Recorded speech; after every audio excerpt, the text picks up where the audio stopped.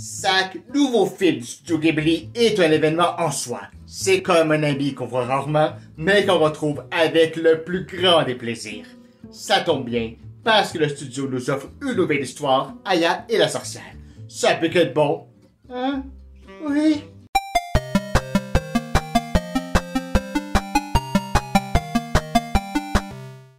Aya et la sorcière, Aya Tumayo, est le plus récent film des studios Ghibli, le troisième réalisé par Goro Miyazaki. Adapté du roman éponyme de Diana Wynne Jones, auteur également de Home of Castle, le film nous plonge dans l'Angleterre des années 90. Déposé bébé dans un orphelinat, Aya est adoptée le jour de ses 10 ans par un étrange couple.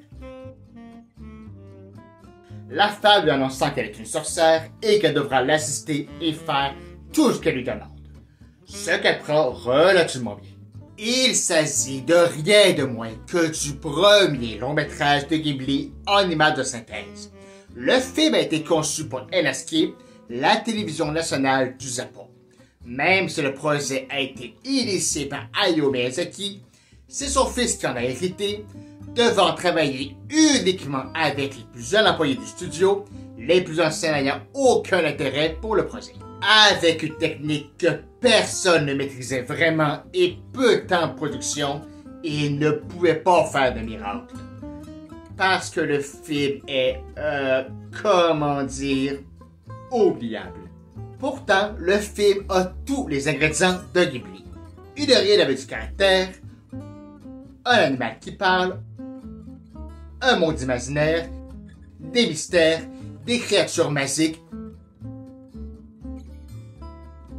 des repas délicieux. Mais le sort ne fonctionne pas. Vu le manque de moyens du film, l'essentiel de l'action se passe dans la maison du couple. La maison a son charme, mais on en fait vite le tour. Il y a trop peu de décors remplis de détails, trop peu de paysages des paysans, trop peu de couleurs vives, trop peu de rebondissements. Ça manque de variété et de merveilleux pour nous surprendre.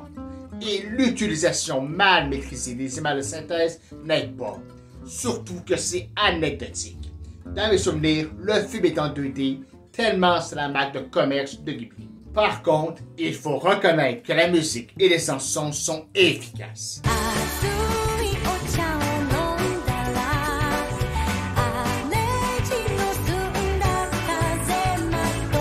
Dire que le film a été mal reçu, même au Japon, est un euphémisme.